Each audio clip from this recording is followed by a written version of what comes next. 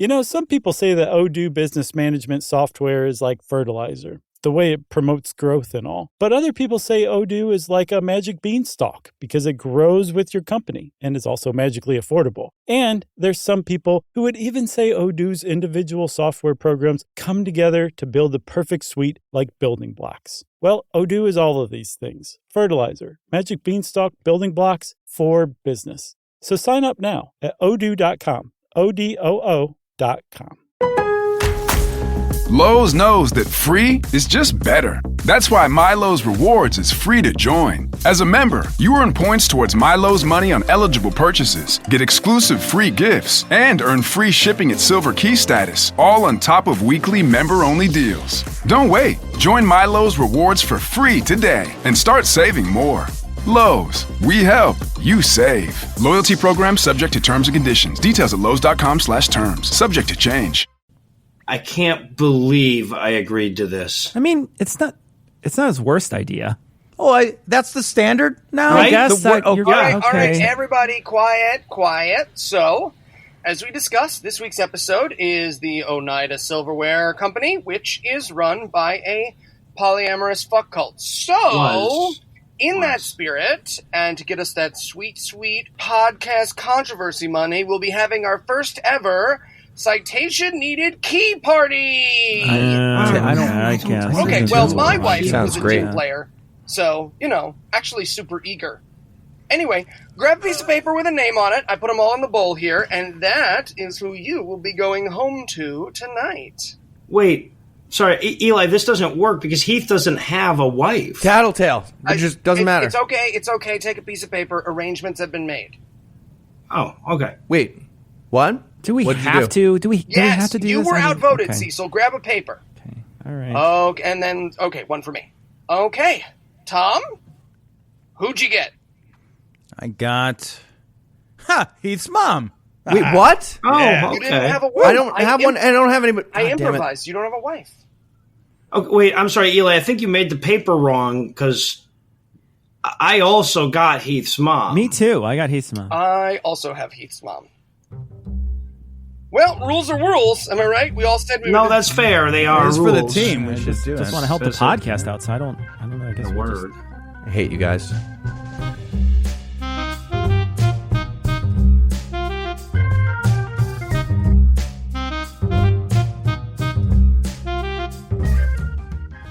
Hello, and welcome to Citation Needed, the podcast where we choose a subject, read a single article about it on Wikipedia, and pretend we're experts. Because this is the internet. And that's how it works now. I'm Tom, and this will be a very weird dinner party. But joining me are two men whose last meal request would cause a stay of execution just to avoid the hassle of making the meal. Eli and Noah. I'm sorry, but if you can't make an almond milk soy latte at 110 degrees, why do you even work in a jail? What do you do? Well, my backup plan is just to make him suicidal when I bitch at him for bringing the entrees too close to the appetizers. Yeah. All right, and also joining us tonight, two men whose sex cults very rudely had all the best toys on the top shelf. No thanks. Heath and Cecil. Okay. Well, apparently Tom would rather have it set up like a cereal aisle with fun stuff to attract kids down low at their eye level. Weird. For the episode. And if you'd like to get top shelf sex toys, oh wait, wrong show. Sorry guys. Sorry. I mean, not entirely wrong. But yeah.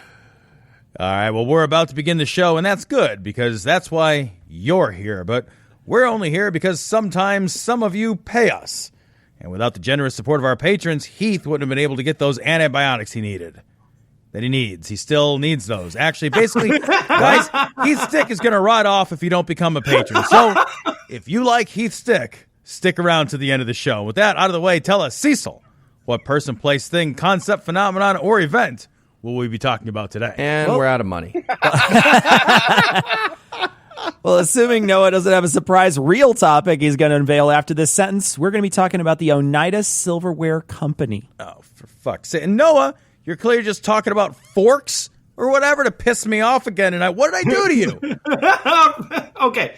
I get that, Tom. I deserve that. Normally, your instincts would be spot on. I would do that. But it turns out that Oneida Silverware Limited, still a major player in U.S. silverware sales, started as a bizarre utopian sex cult. Okay, intrigued. Carry on. I'm good. I don't see how that's bizarre, but go ahead. It's better than a dystopian sex cult. Those didn't tend to last quite as long. Dystopian sex cult. You have black mirrors all over your wall, just so you can. And on the ceiling of your bedroom. All right, so before I get into the story, big shout out to patron Alice Ashton for turning me onto this subject, and just being a cool chick that's probably deserving of a shout out on her own merit. Hi, Alice. Hi, Alice. Good work. Hi, Alice. Don't you say hi to her. Alice is our listener. Get your own listener. Hi, Alice. Hi. Guys, we're on the Hello. same show. I don't know. Okay, so I don't. all right, so at the risk of doing that too Still. much backstory thing that I do every time I write an essay, Every time. we should start off by talking about the burned over district. Oh my God, Noah! Not everyone wipes every time they poop. Let it go. Oh, Oh my Jesus God, they Christ. absolutely What do. the That's fuck? super Get a gross. bidet. Jesus. Go to All a right, so- hospital. Every time is a problem for you? All right, so one of the many things that made the United States unique upon its founding was the government's relationship with religion. In virtually every other country in the world at the time, there was either an official or de facto state religion, and the exceptions tend to be like, somewhat pluralistic societies that essentially had a list of like 4 or 5 religions that you could legally belong to. Yeah, we have that here too. They're just denominations of Christianity. Right, yes, exactly. Now, They are. And this is real. One of those denominations of Christianity is called Black. yep, We have Baptist and Black Baptist. It's yep. separate but equal. And religion surveys seem to think that's like woke because they made a black. Well, it was when they started doing it. I guess it was. All right. Fuck. So in America, though, we really did start off with sort of an anything goes proposition. Yes, it ended up landing on just denominations of Christianity. But for the first half century or so after America's founding, this had sort of the desired effect of minimizing religion's influence on the state. When you don't give religion any special dispensation, it kind of withered on the vine. But another inevitable result of this attitude is that religion is suddenly subject to market forces. Finally. Right, yeah. Well, religion eventually realizes, hey, we're going to have to compete to win the decreasing pool of commerce. And since religion is just telling people shit, you can tell them whatever you want, right? 10%, no way, not here, not now. Not at Crazy Larry's Discount Jesus. That's right, here at Crazy Larry's, we're putting the nail in high tithing. You're paying 10% to get to heaven, not at Discount Larry's Crazy Jesus or whatever I just called it. You don't have to pay 10%, not 9%, not even 8%. That's right, here at Larry's Crazy Jesus Discount, your soul isn't the only thing you'll save. So head on over to Jesus Discount Larry Crazy. It'll be insane. Almost exactly, actually. Now, the first time this comes in force is a period we refer to as the Second Great Awakening. Minimum 20 minutes after the first Yeah, one. in That's this the case, best. a little 41. more, right. But so that's actually a weird name for the first time something happened, so I should explain. The First Great Awakening happened in the 1730s, mostly in Britain, and it actually kind of was a thing where religions started realizing they had to reorganize a bit to keep up with modern morals and sensibilities. But that was happening in Britain and British colonies, so it was being heavily limited by the state. Guys, these assholes are learning to read like a motherfucker. Do we keep the talking donkey? Dude, everybody likes the talking donkey. You're being weird. So I had another idea. I was thinking we could like repackage the racism. You know what I mean? I mean, it's 1730. I think we need to pivot with the market, keep up with the times. So slavery, right? Again, almost exactly. Okay. But the second time around, there really was, a lot of it was happening in America, or almost all of it. And there was nobody to come in and say, okay, guys, that's too far. That's no longer a religion. So folks start realizing, hey, I can just walk out in town square and say, I'm a prophet of God and you can join my religion today, but don't answer yet. So religious evolution gets kicked into overdrive. Religious evolution. It's so effective you can't teach it anyway. Folks just walking around saying they're God, they're a prophet of God. You know, you could argue that's literally how every religion started. After that, it's just marketing, just how you market the rest of it. Argue it weekly on a different podcast. Yeah. Yeah. Anyway, the key is that in the early 19th century, this shit's happening all over America to one degree or another. But the epicenter is in Western New York, so much so that all the fires of religious revival left the area with the nickname the Burned Over District. This is the general time and place, by the way, that gives us wacky American religions like Mormonism, Seventh-day Adventism, and the Jehovah's Witnesses. And a far less known fucktastic utopian cult called the Oneida Community. Wait, and they end up making forks? Did someone misspeak? Nope. All right, so this community... Forking is the joke. Fork. was the brainchild of one John Humphrey Noyes, who, among other accomplishments, coined the terms complex marriage and free love. So I think we can all see where this is going. Ooh, a very public Facebook breakup. Him getting Me Too'd. A Janis Joplin concert. Happiness? I don't understand the game we're playing. You're so sweet. All right, so Noyes was, according to his Wikipedia bio, a radical religious philosopher and utopian socialist that was born in 1811 in Brattleboro, Vermont. His father was a minister, a businessman, and even served in the House of Representatives. Now, naturally, Dad hoped his son would follow in his footsteps of any useful profession or, failing that, a minister, but none of that really did it for young Noyes, whose life was ultimately guided by the desire to fuck every young woman he ever laid eyes on for the rest of his life. So he set about creating his own religion. You hear that, Heath? You were supposed to create a religion. A religion. It's not.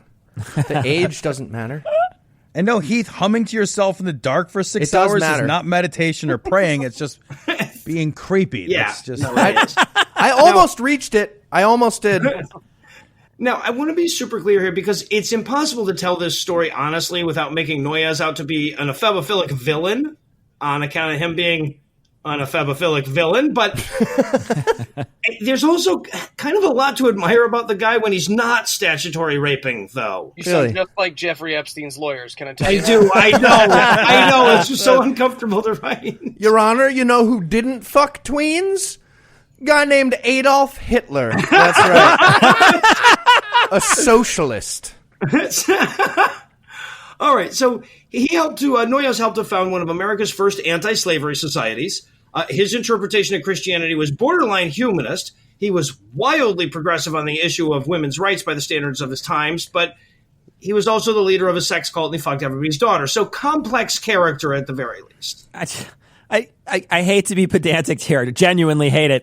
In 1880, about 70 years after this, the data shows that the average age of consent in the United States was 10. Yep. What the With fuck? one very, very progressive state going as early as 7. Delaware. Thank you very much. It means So statutory by modern standards is kind of what I wanted. See, so you also sound like Jeffrey Epstein's lawyers now. Yeah. Blackmailed is what you sound like. Yeah, Cecil, no, I knew that. I just, given some of the shit I already have to say in this, I didn't want to make that distinction, but no, thank you. I get it. The pedant in me gets it. Yeah. All right, so here's Noyes' general philosophy. According to him, Jesus had already done that whole second coming thing. In a young girl, right? Is that Probably. we're on to something. We're on to something. Right, so it happened back in 70 CE, and apparently nobody thought to write it down or anything. But regardless, all this time Christians were spending that waiting for Jesus to come back and fix all their problems was misguided, according to him. According to Noyes, Jesus already gave them all the tools they needed, and from then on it was up to them to fix all the shit our species fucked up. So not only was it possible for Christians to create heaven on earth, it was incumbent upon them. Okay, yeah, but I think his direct quote was, "Ooh, baby, do you know what it's worth?" And then it just kind of repeats from there. All right, so people generally like this message, and even if they didn't, it would get stuck in your head after you heard it a few times. But by all accounts, Noyes was a good orator and a charismatic guy, so before long, he gets an opportunity to put his philosophy into practice with what he called the Oneida Community. The community itself existed on a 33-acre property in upstate New York. Everyone's dad making up lies 20 years later. You know, I fucked Janis Joplin's great-great-great-great-grandma. That actually happened. I did. I murdered a cop with my mind. It's true. All right, so the community was organized around communist principles. They all owned communal property. Everybody worked according to their abilities. And while there were a few specialized jobs that like one person might have over the entire duration of the place, like, you know, the financial advisor or whatever, most of the jobs were unskilled and members of the community drifted in and out of them depending on, you know, wherever there was need and whatever took their fancy. Children were raised together, and if the community felt like a parent and their biological child were getting too close to one another, they'd enforce a period of separation. What are they, migrants? Oh, God. Hey, Phil, we've been meaning to ask you about your kid. Oh, yeah, he's great, isn't he? I mean, no, he's a kid, so no. But, I mean, really, you guys seem awfully close. We are. He's like little best friend. He loves all the things I tell him to like, and no matter what, he can't leave me because he'll starve and die if he does. Okay, yeah, we're going to go ahead and take him for a little while, kind of put some space between you guys. No, little Cecil, no! All right, so all of this is great and everything, but mostly the Oneida community fucked.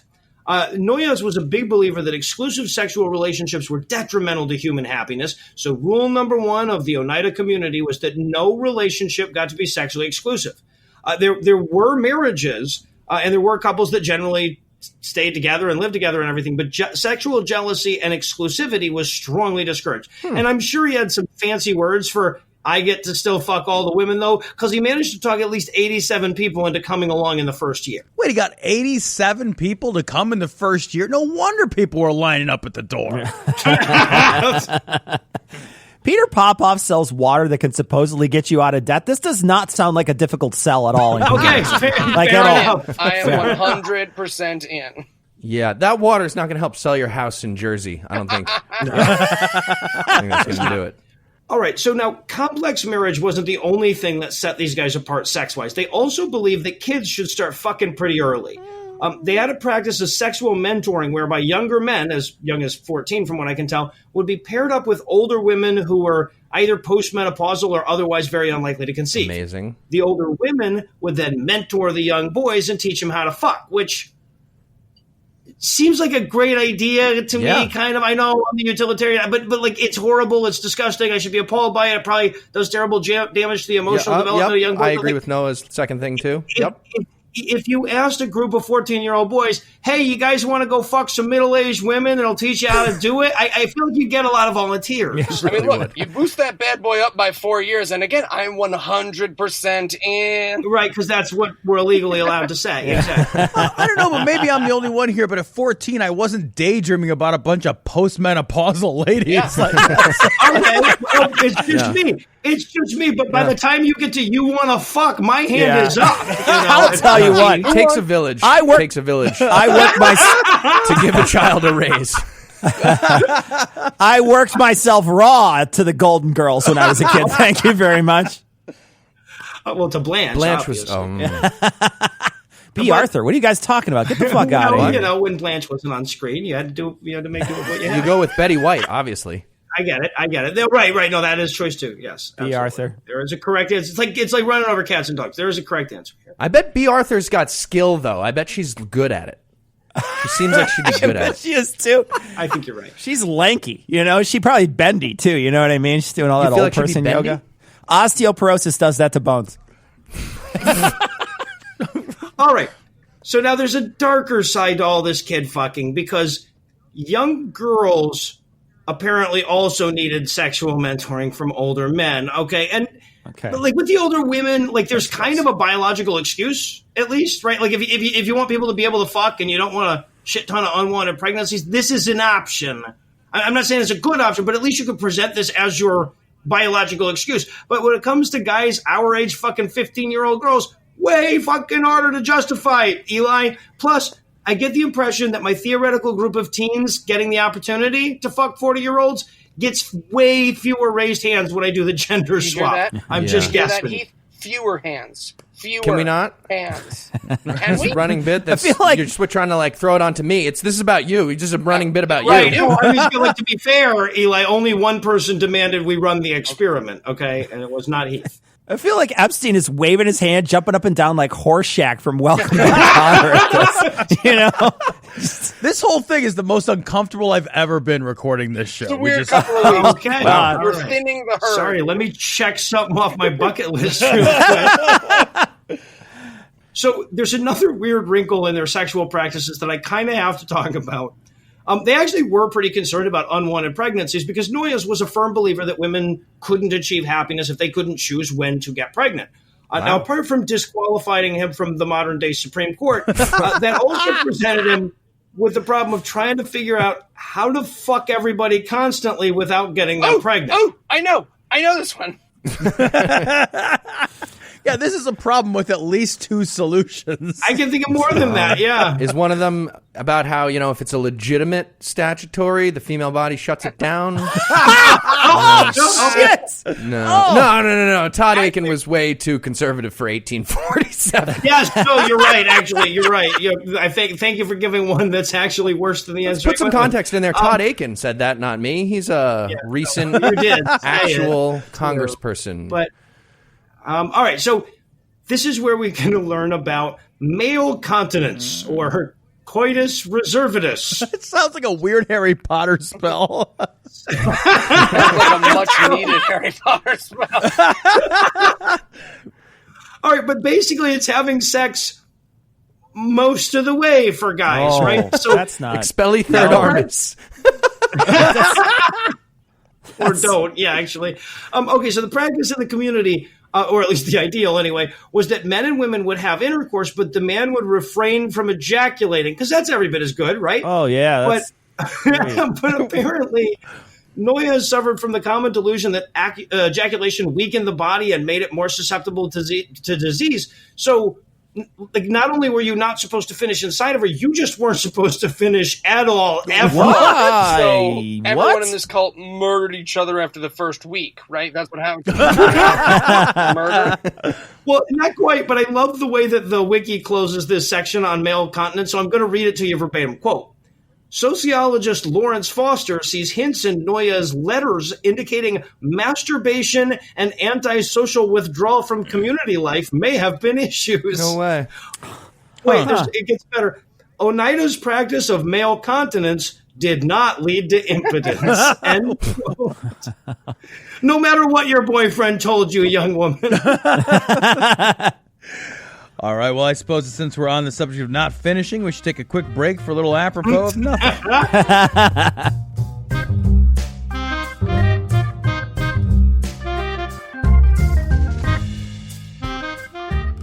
Come in. Reverend Noyes, can we speak to you?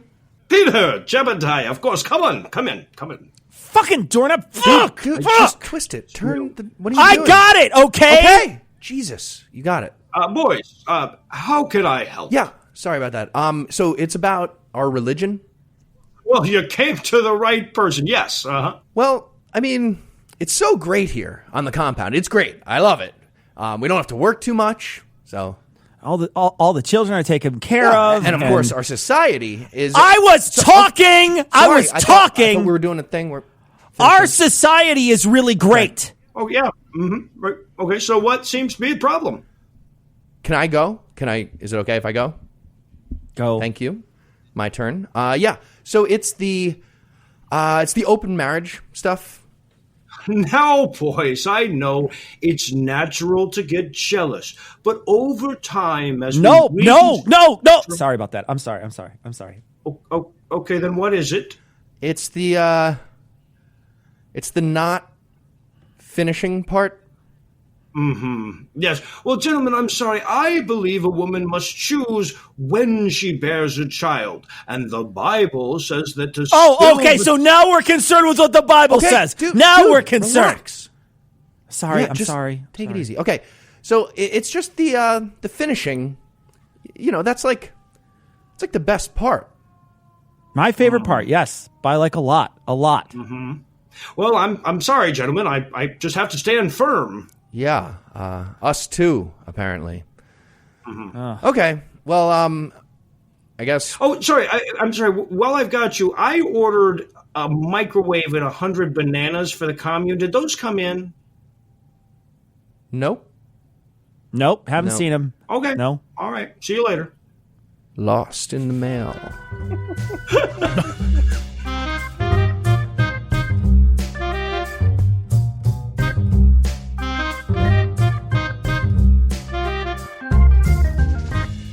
All right, and since fucking a banana is so far the only morally not reprehensible thing in this essay. Tell us, Noah, what did the sex-crazed blue ball cult do next?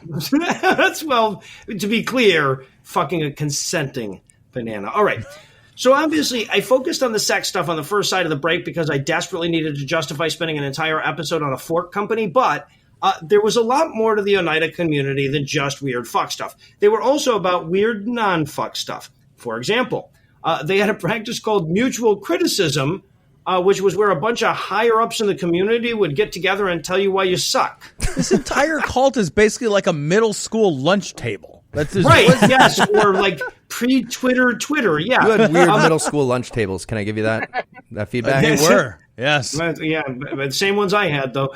Now, it was meant to use social pressure to eliminate undesirable traits, but since psychological abuse doesn't have a lot of upshots, it's very unlikely that it had the desired effects. Did they try starting a podcast together?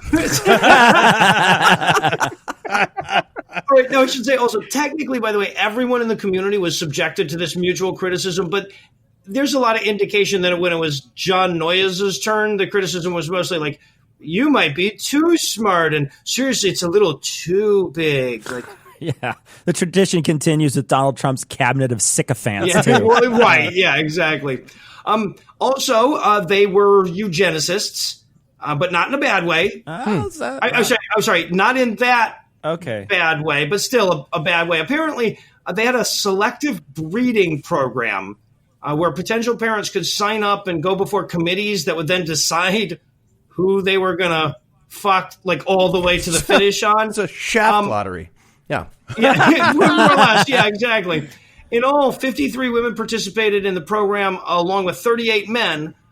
58 children were born of these organized unions, but there was no word on how much better they were than normal kids. Yeah, I'm guessing Nurture also fucked the normal out of these kids, too. Yeah, probably. Good old Uncle Nurture. Everyone's favorite. Okay, and look, I know this is a hard sell after I tell you about their weird you should fuck everybody policies and stuff, but I want to reemphasize that in a lot of ways, the Oneida community was more than a century ahead of the wider society in terms of women's rights. Keep in mind, this is a time where the rest of the nation was just coming around to the idea of women owning property, which was first legalized in the U.S. in 1844, and even then just in the one state. The Oneida community already allowed them an equal vote in all the community assemblies. Yeah, I mean, sure. They were like, oh, if I could vote, I would vote for you to be able to come. And then it was over. They were just like, yeah, you get 2 votes. Single issue voters, yeah. Good slogan there. Are you wetter off than you were 4 years ago? That was a Reagan slogan. Are you better off? Oh, yeah, it was. Well, not exactly, but yes. Are you getting off than you were 4 years ago? All right, so the Wikipedia article describes Oneida as, quote, one of the most radical and institutional efforts to change women's roles and improve female status in 19th century America, end quote. Women were freed from the obligations of motherhood by the communal child rearing. They were encouraged to get pregnant when and if they wanted, not when their husbands wanted. How, though, if everyone's churning and no one's making the butter? How does all that...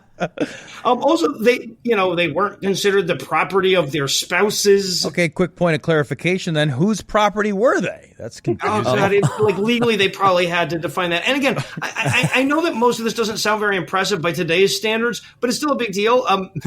They were allowed to wear pants. Women were. Hell, they could even wear their hair short if they wanted to. So. Yeah. But they still got paid way less to play soccer. I'm quite certain of that. Even when they were way better than the men. Yeah. Yeah, by any objective measure. Now, I should point out that most of what we now consider domestic work still fell to the women. Right? They still did a wildly disproportionate amount of the cooking and the cleaning and stuff, but they were also allowed to do basically any job they wanted, including holding all possible positions in the community religious hierarchy. When the next religion gets there, I'll let you know, right? Plus, the community encouraged women to seek sexual satisfaction, which, again, the rest of the culture wouldn't catch on to for over 100 years. Hell, I think 3/5 of this podcast still isn't there. I'm not going to say which 3/5, though. And I got to imagine the only place in human history where female orgasms were more common than male ones. Woo! Infinity to one. Go, dudes. Dudes.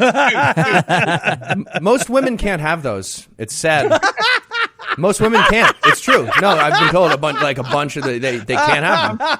It's sad. Sure, you've been It's true. told that.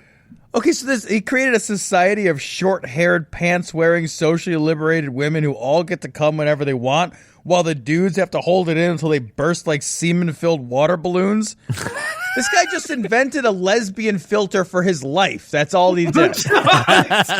Yep. All right. So needless to say, their Christian neighbors didn't think much of them. But from everything I can find, they almost always hated them for entirely the wrong reasons, right? Like the criticisms were way less likely to fall along the lines of, wow, there's a bunch of 40-year-old men in there raping 15-year-old girls, and way more likely to be about the sinfulness of bloomers. But once in a while, they did hit upon some pretty valid concerns. Turns out Christians still don't like women and orgasms in the same sentence. Nope. So No. that's They don't like women in sentences in the same sentence. Generally speaking.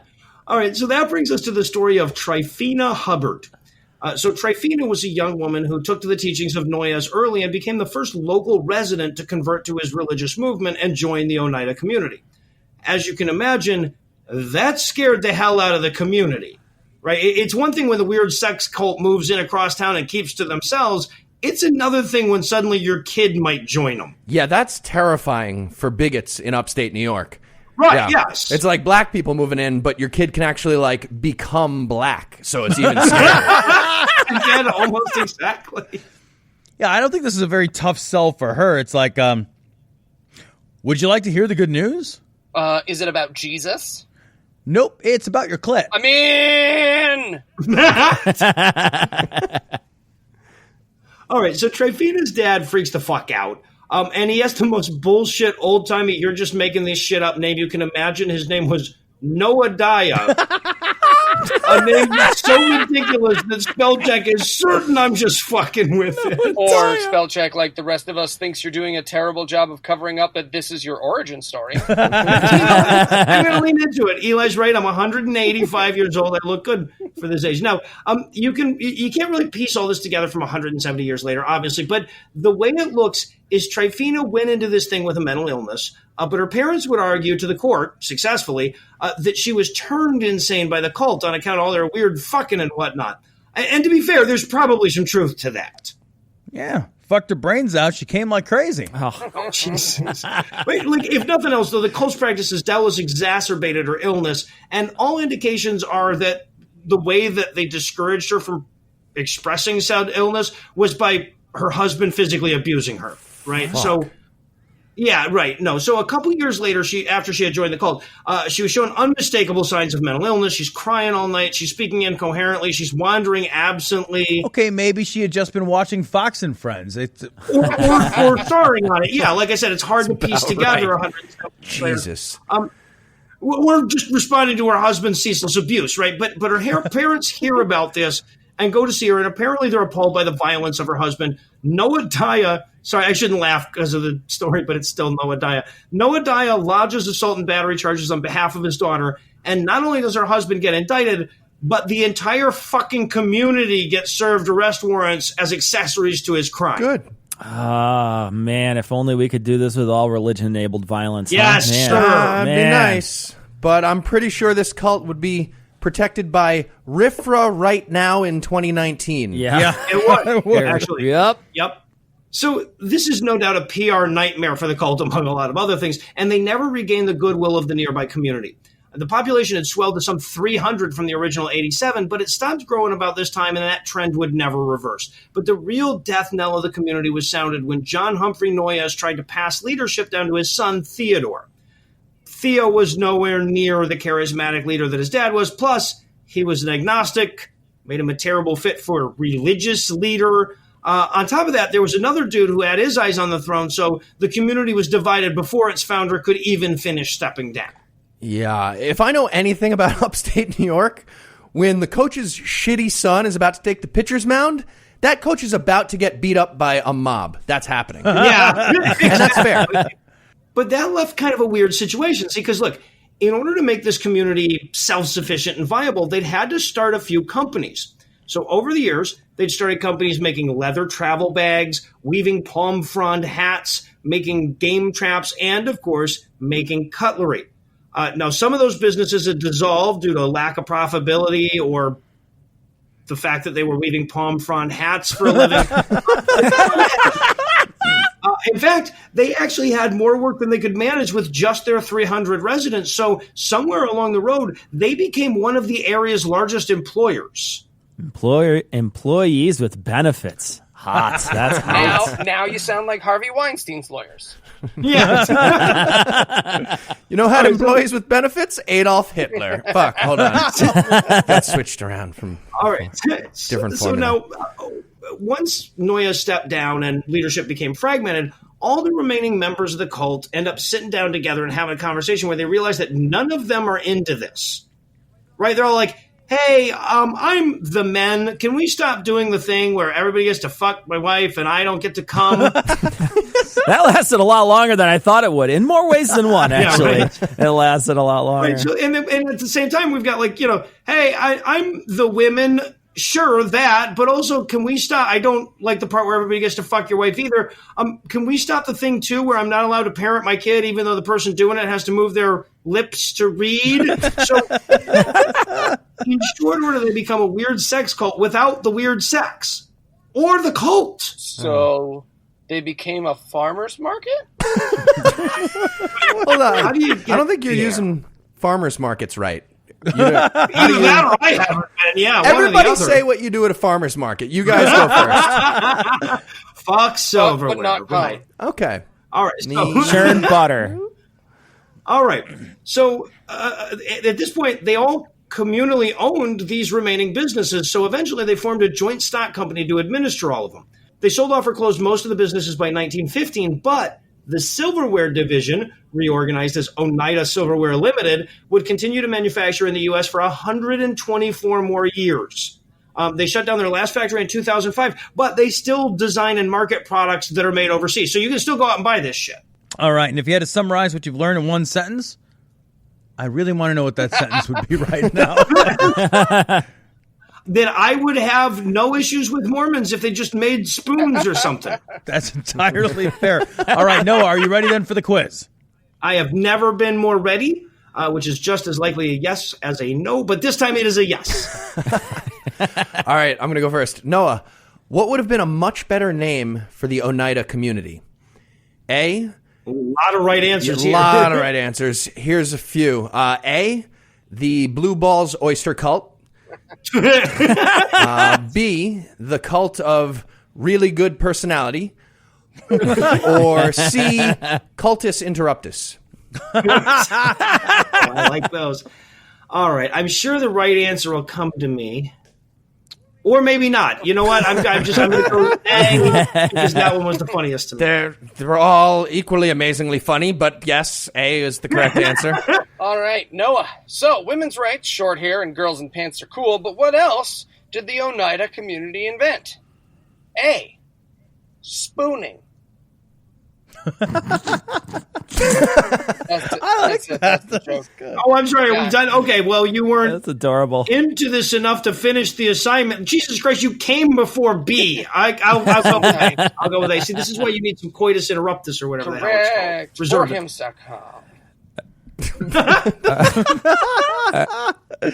All right, Noah. With all the kitty diddling going on at this Oneida community, what was the favorite children's book? Oh no, Cecil, don't. Yeah, here we go. A, Good Night Poon. B, By Curious George. C, Harold and the Purple Strap-On. Or D, Diary of a Limpy Kid. There it is. Bye, listeners. All right, so obviously I'm going to commission the artwork on all of these. Hi, Angelo. Aren't you glad that you get to Madrid Tunes? You guys should check them out. Aren't you glad that I associated with you with this? But I'm going to go with C, Harold and the Purple Strap-On because that's the first one I'm going to get drawn. That's my answer. No, sadly, it's the Heath Enright story, Diary of a Limpy Kid. So, oh, okay. All right. I felt like no matter what I said, I was going to get that wrong, and not just because of the format. Not ever since I went to forhims.com/citation. Well, that somehow, I guess, makes Cecil the winner. He shouldn't win after the Night Moon joke. Winning. So, winner announces Tom as the essayist. So that's what I'm going to do. All right, well, for Cecil, Noah, Eli, and Heath, I'm Tom. Thanking you for hanging out with us today. We'll be back next week, and by then I will be an expert on something else. Between now and then, you can check out all our other great projects by heading over to citationpod.com. And if you'd like to help keep this show going, you can make a per-episode donation at patreon.com/citationpod, or leave us a 5-star review everywhere you can. Seriously, rate the show, please, somewhere. Do that. And if you'd like to get in touch with us, check out past episodes, connect with us on social media, or check the show notes, be sure to check out citationpod.com. And remember, if you're not a patron, it's because you don't like Heath's stick. Wait, is that... I'm trying to do the math on that. Is that good for me or bad for me? It's not clear. Hi, Mom? Yeah, hey, it's Heath. Well, yeah, of course I'm upset. That's what I'm calling about. What do you mean this has nothing to do with me? This is high school all over again. So